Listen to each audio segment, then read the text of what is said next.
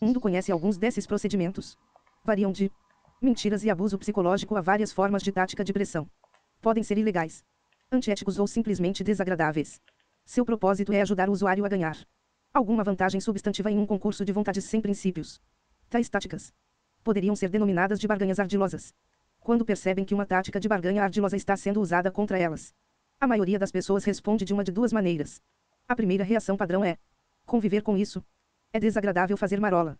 Você poderá dar ao outro lado o benefício da dúvida ou ficar furioso e prometer a si mesmo que jamais negociará com eles novamente. Por enquanto você espera que as coisas acabem da melhor forma possível e se mantém quieto. As pessoas, em sua maioria, reagem assim. Elas ficam com a esperança de que se cederem dessa vez, o outro lado ficará satisfeito e não pedirá mais. Às vezes funciona, mas quase sempre falha. Foi assim que Neville Chamberlain, o primeiro-ministro britânico, respondeu, em 1938, à tática de negociação de Hitler. Depois que Chamberlain acreditou que havia chegado a um acordo, Hitler aumentou suas demandas. Em Munique, Chamberlain, na esperança de evitar a guerra, assentiu. Um ano mais tarde, estourou a Segunda Guerra Mundial. A segunda resposta mais comum é responder na mesma moeda. Se começarem com uma oferta ridiculamente alta, você responde com uma ridiculamente baixa. Se forem maliciosos, você também é. Se fizerem ameaças, você faz contra-ameaças. Se eles se entrincheirarem em uma posição, você repete o procedimento de forma ainda mais rigorosa. Ao final, nenhum dos dois lados cede e a negociação quase sempre acaba. Táticas ardilosas como essas são ilegítimas porque não passam no teste de reciprocidade. Elas são concebidas para ser usadas unilateralmente, o outro lado supostamente não conhece a tática ou, então, se espera que eles a tolerem de forma premeditada. Anteriormente, neste livro, argumentamos que uma resposta eficaz contra uma proposta substantiva unilateral seria examinar a legitimidade do princípio nela refletido.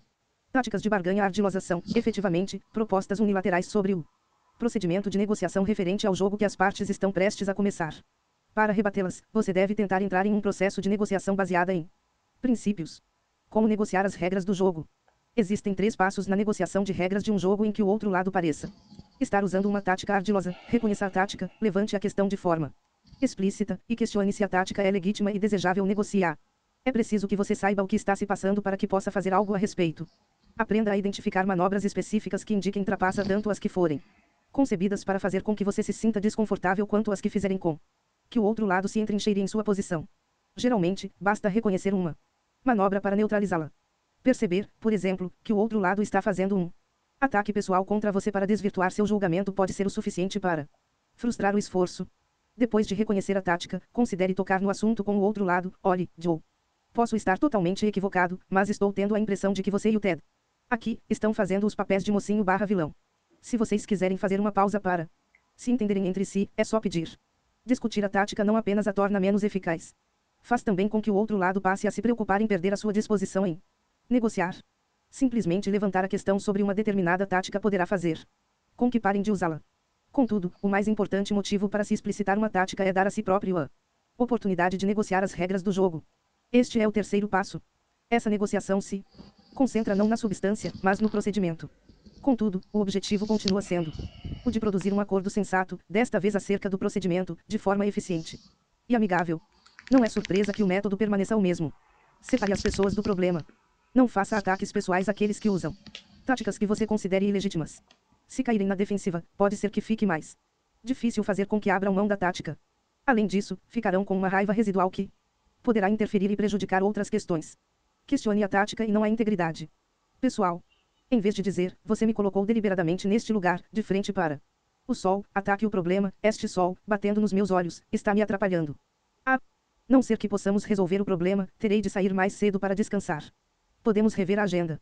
Será mais fácil reformular o processo de negociação do que mudar as pessoas com quem você está lidando. Não deixe que a tentação de lhes ensinar uma lição o desvie das negociações. Concentre-se em interesses, não em posições. Porque você está se comprometendo na imprensa com uma posição extrema. Está tentando se proteger de críticas. Ou está se protegendo de uma mudança de posição. É de nosso interesse mútuo que ambos usemos esta mesma tática. Invente opções de ganhos mútuos. Sugira jogos alternativos. Que tal nos comprometermos a não dar declarações à imprensa até que cheguemos a um acordo ou até que as negociações cessem? Insista em usar critérios objetivos. Acima de tudo, seja rígido em relação a princípios. Existe alguma teoria por trás de me fazer ficar sentado em uma cadeira baixa, de costas para a porta? Experimente o princípio da reciprocidade. Eu suponho Que amanhã será a sua vez de sentar nesta cadeira, certo? Defina o princípio por trás de cada tática como uma regra do jogo. Devemos alternar, a cada dia, esta prática de derramar café um no outro. Como último recurso, recorra à sua melhor alternativa para um acordo negociado, e abandone a reunião. Estou com a impressão de que vocês não estão interessados e nem acreditam em negociar de um modo que possa vir a produzir resultados mútuos. Meu telefone é este. Se eu estiver errado, coloco-me à disposição para conversar a qualquer momento, assim que vocês estiverem prontos. Até lá, vamos procurar as vias legais. Se você estiver abandonando a reunião de forma claramente legítima, em resposta, por exemplo, a uma tentativa deliberada de enganá-los sobre fatos, ou sobre a autoridade deles, e se eles estiverem genuinamente interessados em um acordo, provavelmente ligarão para marcar uma nova reunião. Algumas táticas ardilosas comuns. Táticas ardilosas podem ser classificadas em 3 categorias: trapaça deliberada, guerra psicológica e táticas de pressão posicional. Você deve estar preparado para lidar com todas elas. Mais adiante estão exemplos comuns de cada tipo. Para cada uma, mostramos como a negociação baseada em princípios pode ser aplicada para neutralizar las. Trapaça deliberada. Talvez a forma mais comum de trapaça seja a falsa declaração de fatos, autoridade ou intenções. Fatos falsos. A maneira mais antiga de trapaça na negociação é fazer intencionalmente alguma afirmação falsa: este carro tem apenas 5.000 quilômetros rodados e a motorista era uma senhora, que morava em Pasadena e jamais passou dos 50 quilômetros por hora. São grandes os perigos de ser vítima de falsas declarações. O que se pode fazer? Desenrede as pessoas do problema. A não ser que você tenha uma boa razão para confiar em alguém, desconfie. Isso não significa chamar a pessoa de mentirosa, e sim conduzir a negociação independentemente de confiança. Não permita que alguém trate as suas dúvidas como uma ofensa pessoal. Nenhum vendedor lhe dará um relógio ou um automóvel simplesmente em troca de uma declaração sua de que tem dinheiro no banco. Da mesma forma que um vendedor irá checar rotineiramente o seu crédito, porque há tantas outras pessoas por aí que não são confiáveis, você pode fazer o mesmo em relação às afirmações de seu interlocutor. A prática de verificar afirmações fatuais reduz o incentivo à fraude e o seu risco de ser enganado. Autoridade ambígua. O outro lado poderá levá-lo a acreditar que eles, assim como você, têm autoridade para se comprometer, quando na verdade não tem. Depois de tê-lo pressionado ao máximo possível e de tê-lo levado ao que você acredita ser um acordo sólido, eles anunciam que devem submeter o resultado a outra pessoa para aprovação. Essa técnica é concebida para que eles deem uma segunda mordida na maçã. Não é bom estar em uma situação dessas. Se apenas você tiver autoridade para fazer concessões, apenas você fará concessões. Não suponha que os prepostos do outro lado tenham autoridade total apenas por estarem negociando com você. Um representante de seguros, um advogado ou um vendedor poderão levá-lo a crer que a sua flexibilidade encontra equivalente no lado deles. Você poderá descobrir mais tarde que o que você pensou que fosse um acordo será tratado pelo outro lado simplesmente como uma base de negociações adicionais. Antes de começar a pedir e fazer concessões, descubra sobre o grau de autoridade do outro lado. É perfeitamente legítimo perguntar: qual é o seu grau de autoridade nesta negociação? Se a resposta for ambígua, pode ser que você queira falar com alguém cuja autoridade seja efetiva. Ou então deixe claro que, pelo seu lado, você estará se reservando o direito equivalente de reconsiderar qualquer ponto do entendimento. Se anunciarem, inesperadamente, que estão tratando o que você pensou que fosse um acordo como base de negociação, insista na reciprocidade. Muito bem. Trataremos isso como um rascunho conjunto, com o qual nenhum dos dois lados estará comprometido. Consulte o seu chefe. Eu pensarei sobre o assunto durante a noite. Se tiver alguma sugestão de mudança, amanhã discutiremos. Ou talvez você possa dizer: se o seu chefe aprovar este rascunho até amanhã, estamos acordados. De outra forma, qualquer um de nós deve se sentir livre para propor modificações. Um modo de tentar evitar esse problema é deixar claro, logo no começo da negociação, que nada está decidido até que tudo esteja decidido. Assim, qualquer esforço para reabrir as discussões sobre um determinado ponto automaticamente reabre todas as questões. Intenções dúbias. Quando a questão for a existência de possíveis falsas declarações sobre a intenção deles de chegar a um entendimento, geralmente é viável criar itens de concordância dentro do próprio acordo. Suponha que você seja um advogado, representante da esposa em um caso de divórcio. Sua cliente não acredita que seu marido irá pagar a pensão dos seus filhos, embora aparentemente concorde em fazê-lo. O tempo e energia gastos para que ela compareça ao tribunal todos os meses poderá levá-la a desistir do caso. O que você pode fazer? Torne o problema explícito e use as próprias declarações dele para obter uma garantia. Você poderia dizer para o advogado do marido: minha cliente tem medo de que o pagamento da pensão dos filhos simplesmente não seja efetuado. Em vez de um pagamento mensal, por que não passar a casa para o nome dela? O advogado do marido poderá dizer: meu cliente é perfeitamente confiável. Colocaremos no papel que ele pagará a pensão regularmente. Ao que você poderá responder: não é uma questão de confiança. Você tem certeza de que seu cliente pagará É claro. 100% de certeza. Sim, estou 100% seguro. Então, você não se importará se fizermos um acordo de contingência.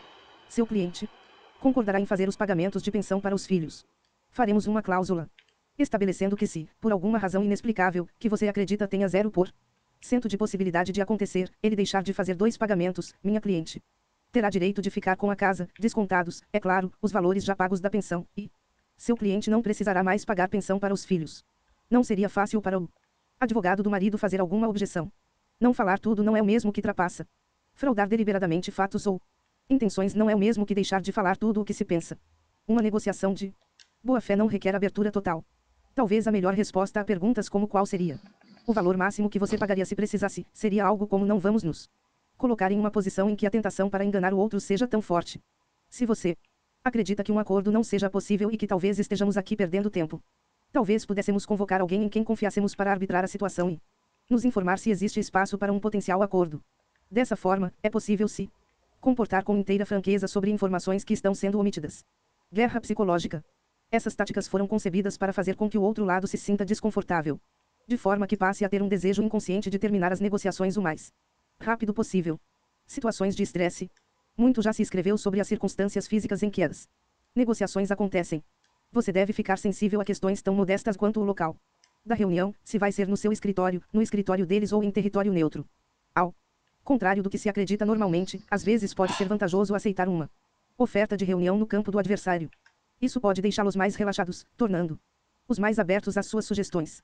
Se necessário, será mais fácil para você abandonar o recinto. Contudo, se você realmente permitir que o outro lado escolha o local físico, esteja consciente das implicações dessa escolha e dos efeitos que poderá vir a ter. Pergunte a si mesmo se está se sentindo estressado. Se estiver, por quê? Se a sala for barulhenta demais, se o ar-condicionado estiver gelado, ou muito quente, se não houver lugar para uma conversa em particular com um colega, esteja consciente de que o ambiente poderá ter sido montado deliberadamente para induzi-lo a terminar rapidamente a negociação e, se for o caso, fazendo alguma concessão. Se você julgar o ambiente físico prejudicial, não hesite em dizê-lo. Você poderá sugerir uma troca de cadeiras, um intervalo ou a transferência da reunião para outro dia e local. Qualquer que seja o caso, seu trabalho é identificar o problema, estar disposto a discuti-lo com o outro lado e, então, negociar circunstâncias físicas mais adequadas, de modo objetivo e baseado em princípios. Ataques pessoais. Além de manipular o ambiente físico, existem também maneiras de o outro lado usar a linguagem verbal e não verbal para fazer com que você se sinta desconfortável. Eles poderão fazer comentários sobre suas roupas ou aparência. Você está com cara de quem ficou acordado a noite inteira. Está tudo bem na sua empresa. Poderão atacar o seu status, fazendo-o esperar por eles ou interrompendo as negociações para atender outras pessoas. Poderão sugerir que você seja ignorante, ou recusar-se a ouvi-lo, fazendo com que você repita o que diz. Poderão se recusar a estabelecer contato visual. Experiências simples junto a estudantes confirmam um desconforto que muitos experimentam quando essa tática é usada, e as vítimas não conseguem identificar a causa do problema. Em cada caso, reconhecer a tática ajudará a anular seu efeito. Mencioná-la explicitamente evitará sua recorrência. O esquete do mocinho e do vilão. Uma forma de pressão psicológica que também envolve trapaça é o esquete do mocinho e do vilão. Essa técnica aparece em sua forma mais consumada em velhos filmes policiais. O primeiro policial ameaça enquadrar o suspeito em numerosos crimes, coloca uma forte luz em seu rosto, empurra-o, xinga-o e finalmente sai da sala. O policial bonzinho entra, desliga a luz, oferece um cigarro e pede desculpas pela truculência do colega. Diz que gostaria de controlar o outro, mas não pode fazer nada, a não ser que o suspeito colabore. Resultado, o suspeito fala tudo o que sabe. De forma semelhante, em uma negociação duas pessoas do mesmo lado encenarão um desentendimento. Um tomará uma posição dura, este negócio vale $80.000 e não vou aceitar nem um centavo a menos. Seu colega parece incomodado e um tanto encabulado. Finalmente, ele interrompe, Frank, você não está sendo razoável. Afinal, o fluxo de caixa caiu um pouco, embora os recebíveis permaneçam sólidos. Virando-se para o lado, ele diz, conciliadoramente, vocês podem chegar a $76.000. A concessão não é grande, mas parece quase um favor. O esquete do mocinho e do vilão é uma forma de manipulação psicológica. Se você reconhecer, não será enganado. Quando o bonzinho fizer sua oferta, faça a mesma pergunta que fez ao vilão, fico satisfeito de saber que você esteja tentando ser razoável, mas ainda quero saber por que este seria um preço justo. Qual é o seu princípio?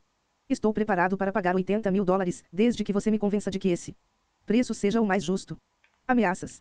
Fazer ameaças é uma das táticas mais abusivas em uma negociação. Uma Ameaça parece fácil de fazer, bem mais fácil que uma oferta. Apenas algumas palavras são necessárias. Se funcionar, você jamais precisará colocá-la em prática.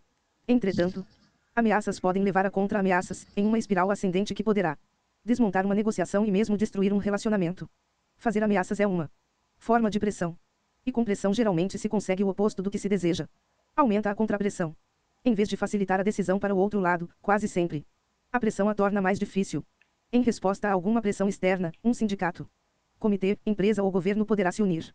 Conservadores e liberais se unirão para resistir ao que julgarem uma tentativa ilegítima de coagi-los. A pergunta muda de: devemos tomar esta decisão, para devemos ceder à pressão externa. Bons negociadores raramente recorrem a ameaças. Eles não precisam disso. Existem outras maneiras de comunicar a mesma informação. Se parecer apropriado destacar as consequências das ações do outro lado, sugira aquelas que ocorrerão, independentemente de sua vontade, em vez das que você poderia provocar se quisesse. Advertências são muito mais legítimas que ameaças e não estão sujeitas a contra-ameaças. Se não conseguirmos chegar a um acordo, é bem provável que a mídia venha a insistir em publicar todos os detalhes sórdidos da história. Em um assunto que desperta tanto interesse público, não vejo como poderíamos, de forma legítima e realista, omitir informações. Você vê.